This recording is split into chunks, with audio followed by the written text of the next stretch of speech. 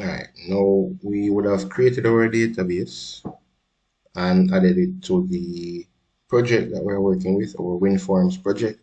The next step is to actually add the C# code or add the code behind our login button that will allow us to pull the username and the password from our database and log the user in. So what I'm going to do is just quickly double click on my login button to go to the code behind the button, and I'm going to add some code now to assist me with the login in process.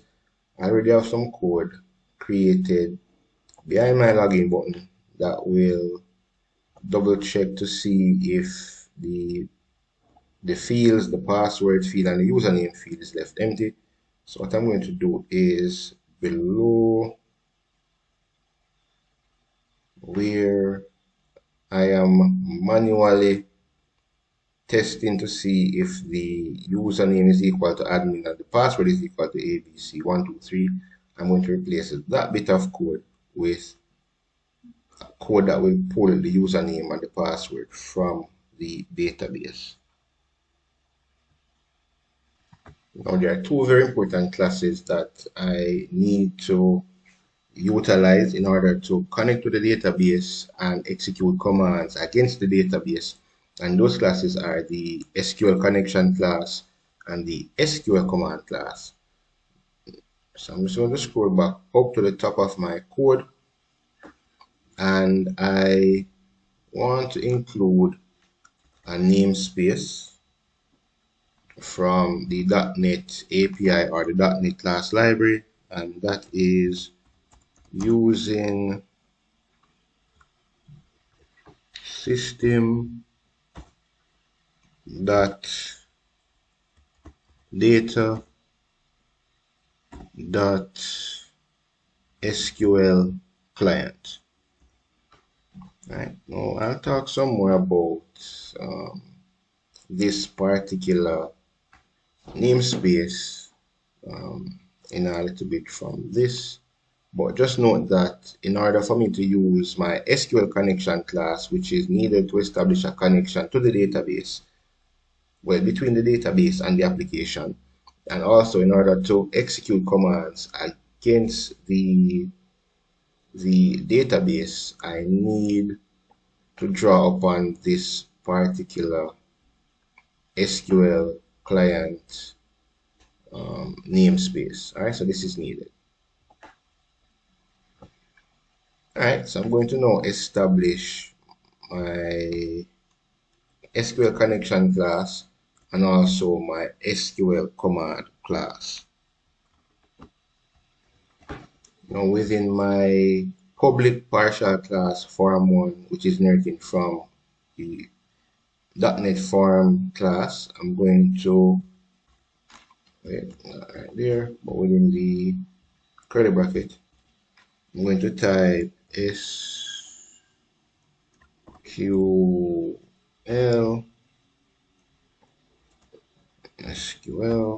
and I want the connection class. Alright, so I would have included my SQL connection class.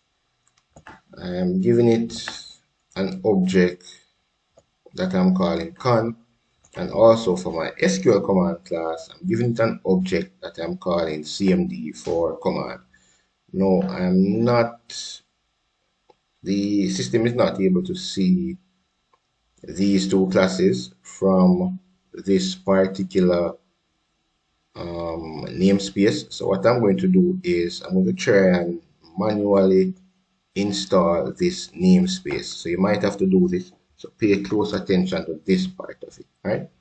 So I'm going to go back over to my Solution Explorer, right click on my project, and I'm going to use my NuGet package manager to install this particular namespace. So where it says manage NuGet packages, I'm going to click on that, and I'm going to search now for this particular namespace, and I'm seeing it right here. All right, so I'm going to go ahead and install this namespace into my project. I'm going to go to install. And the thing about it is, because I'm not using entity framework, I'm using more or less classes that are from the original .NET framework. I have to go now and install these within my application because we're using a newer version of .NET. So the data provider, things like the data set and so forth, classes like those are from the original .NET framework, or they're from the original implementation, which is the .NET framework. I have to install these. All right, so I found it. It's ready to install. Let me apply, accept, and it will install the namespace for me to this particular project. So it's there now. Let me just check. All right, so it's here now. So I should be fine moving forward within this project. Alright, and as you can see, our two classes are fully recognized. I set them equal to null because I haven't given them their object value yet, or I haven't set a value for the object as yet. So for the connection, it is looking for what we call the connection string. And for the SQL command, it is basically looking for which command we want to execute. Alright, so the next thing I'm going to do now is to add the connection string right here. Right now, in order to find the connection string, you go back to Server Explorer to our left, click on your database. Now to the right, where you should be seeing properties, if you scroll down a bit,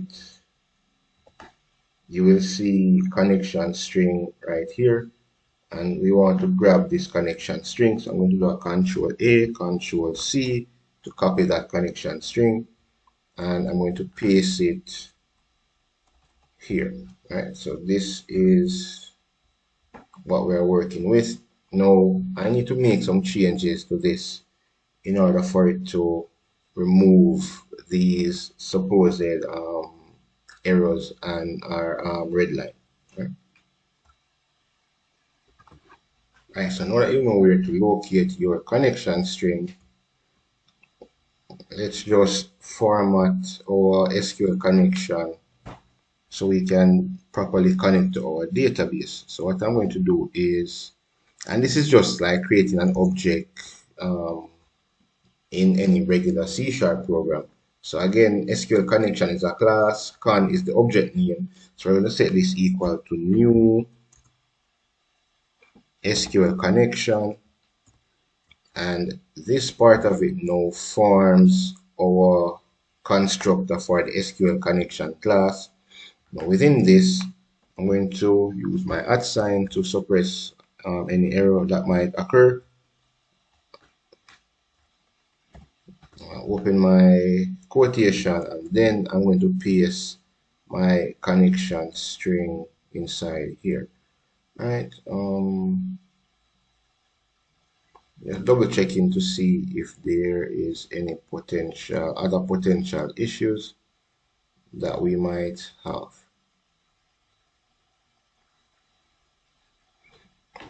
And this is just naming and stating where I actually have my file located. So now I'll leave that as is. When I run the application, if there's any issue with connection, then I'll come back to the connection string. But for now, I'll leave that as is.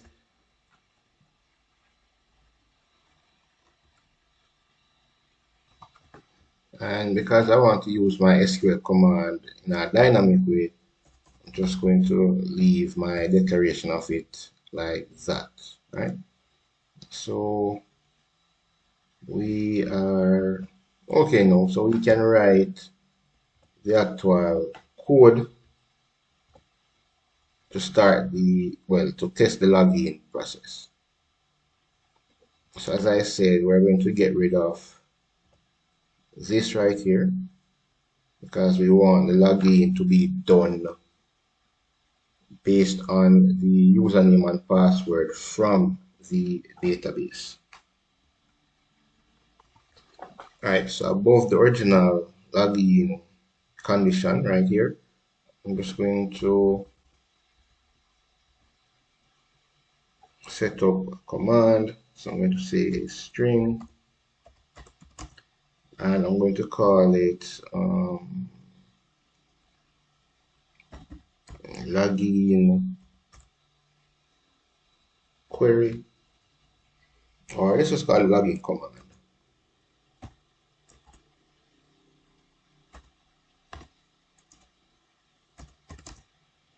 Now I'm going to write some SQL command which is needed to pull the data from the database.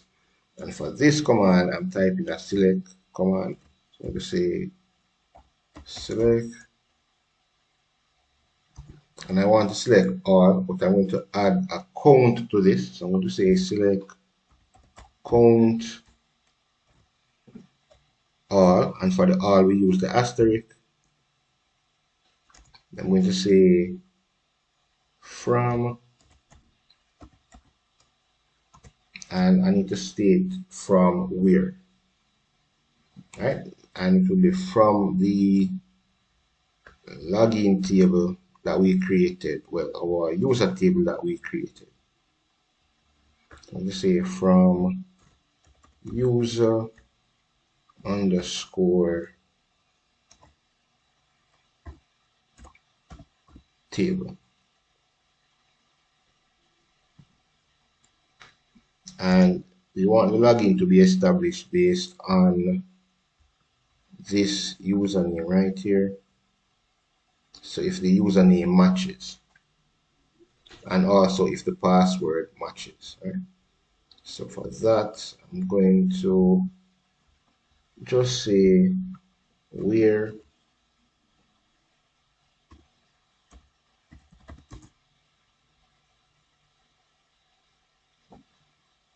the uname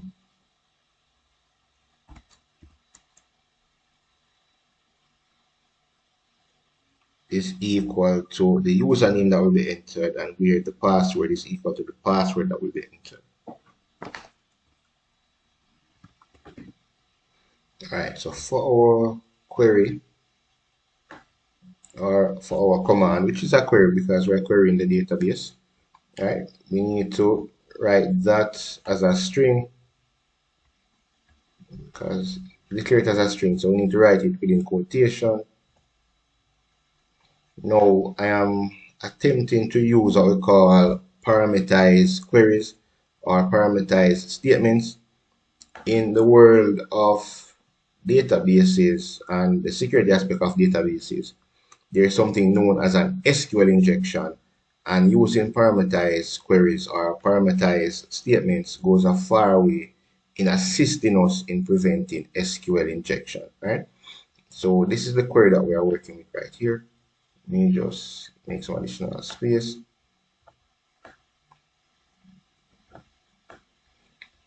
So this is the SQL command that we are working with right here. So select all, and we're in a count of all values within the, or all records within the table.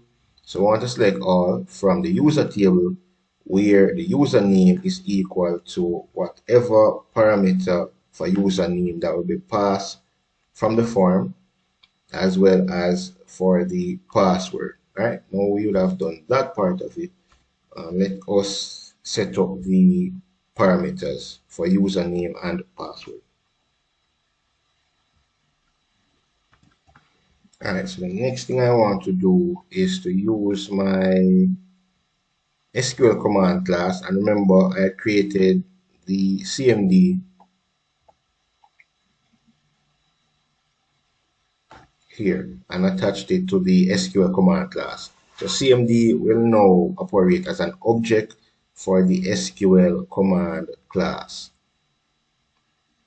So basically, wherever you see CMD, it represents the SQL command class, and we finally establish it as an object by saying CMD equal new SQL command, and the SQL command part right here represents the constructor from the SQL command class, and we need to pass the actual SQL command, which is the login command that we created right here, and also the connection that we would have established above. Right, so the connection will allow us to connect to the database, and then the SQL command will allow us to execute a command on the database. Next, I am clearing out any parameters tied to the SQL command. So as stated, the clear method removes all SQL parameters objects from the SQL parameter collection. So I'm doing that so I can now establish my own parameters for the username and the password.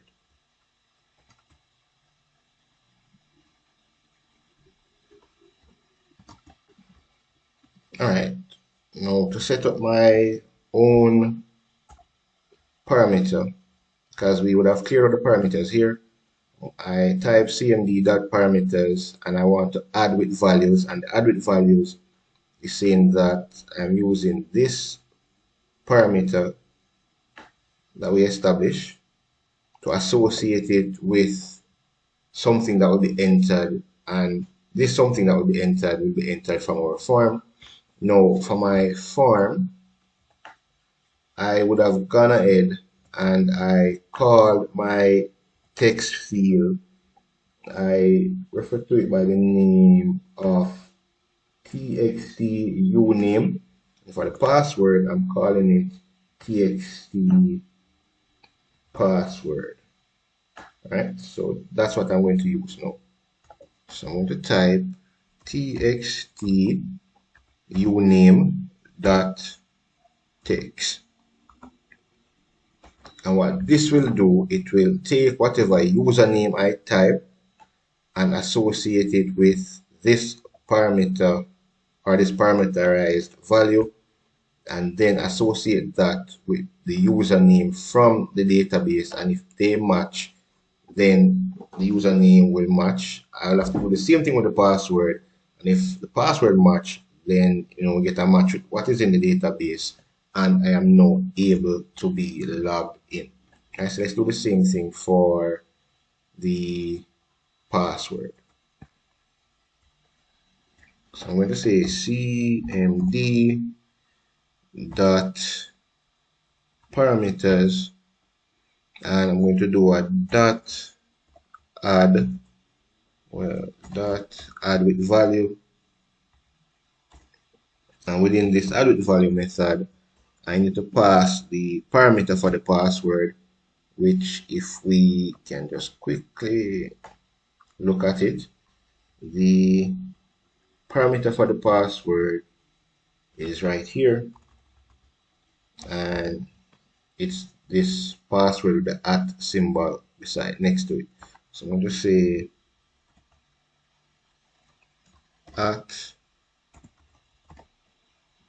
@password. All right, so this right here, the same as what we have here, right? And then my password field is known as text or txt password.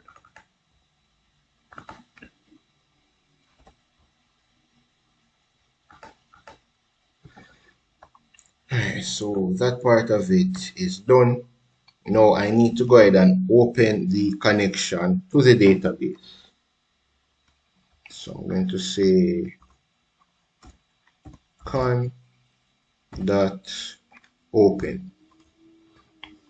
And again, where this con is coming from is up at the top, where we created an object for the SQL connection class.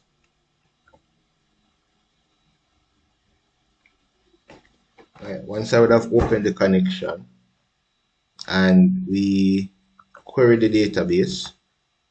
If indeed the username and the password is in the database, let me just get rid of some of this space. Now, if it is indeed that the username and password is in the table within the database, I want to be logged in. If not, then it should tell us that it cannot log us in.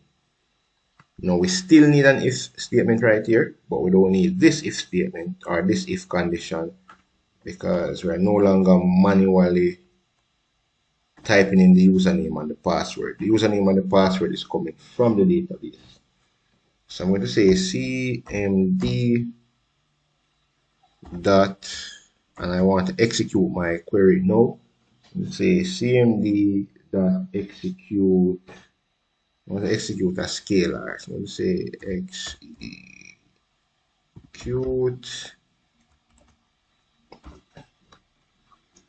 Alright, so I want this to return a value. It can be a scalar value, and the scalar value, if I get a scalar value of 1, it means that the username and the password was found within the database and I can log in. If not, then I cannot log in. No, because this will return a scalar, let me say to string and then set it equal to a value of 1.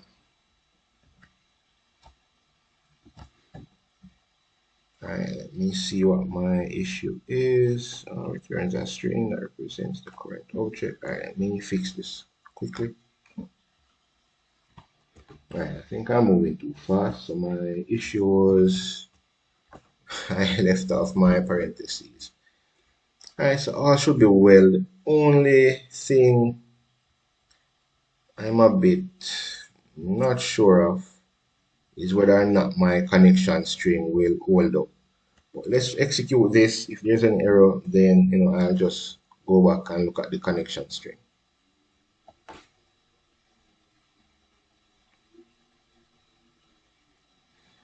Alright, so far so good.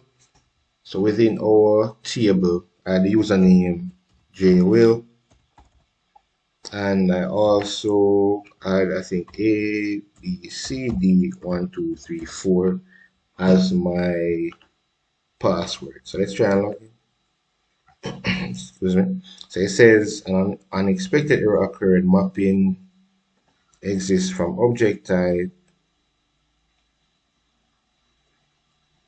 Alright, so text box too. Alright, so let me look at that quickly. Let's exit. Alright, so as good practice, it is also important to close your connection because you don't want any data leakage issues. Right? Now, what the problem was, let me just quickly show you what the issue was. Alright, so as I said, I am moving a little bit too fast, and I overlooked the fact that this as is a text box, and I'm typing text or a string into the text box. Now, the ADO.NET will need to know what to do with this text box and the information in the text box. So similar to what I did for the username, I need to say dot text. Right, so that was missing. Outside of that, I went ahead and I cleaned up my connection string as well. I think I said that this at is for error suppression. I think I said that. The main purpose of this though is to ensure that I don't need to use any internal double quotation from my connection string. So if there's any double quotes within your connection string, you can just remove those and just put a double quote to start and a double quote to end, and we should be good, right? But the main issue that I was having is because I speedily went through this part and did not remember to say that the text box is handling text. So it should be the name of the text box dot text. So let's run this again, and hopefully this time around we are good to go.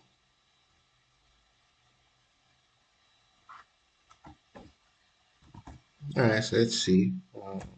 J will, then it's A B C D 1 2 3 4. Login. This time around it says login successful. So the main issue, as I said, was with the fact that I left off the dot text from my text box here. All right, so just a quick recap. We would have set up our database already, which is fine. So the next thing we need to do is to include this namespace. After including that namespace, we need to set up an SQL connection class object to take care of connecting to our database. Then we also need to create an object for the SQL command class.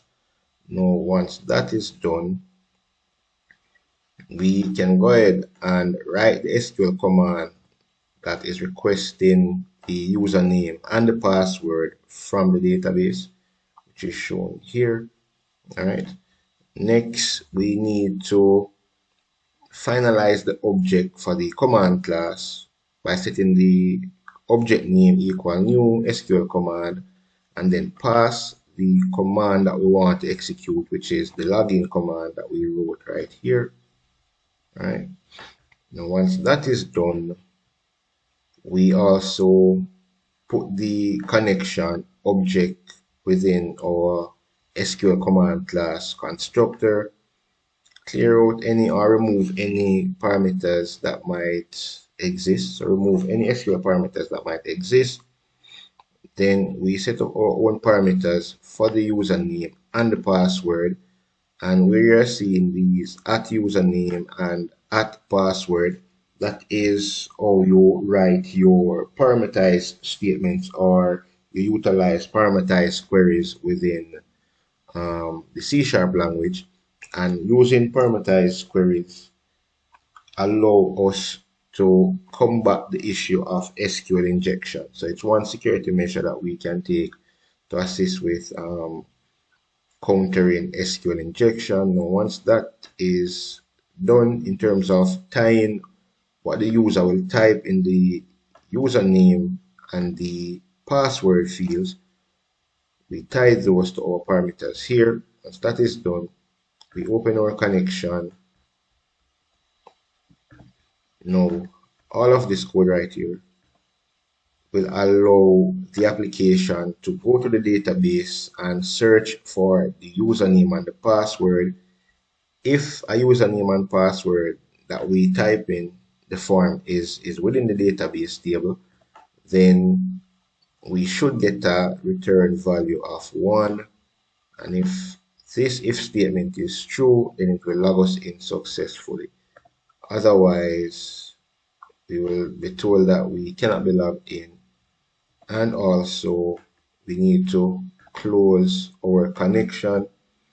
Now, just to clearly point this out, the attempt to log into the application, that code is written in a try catch block.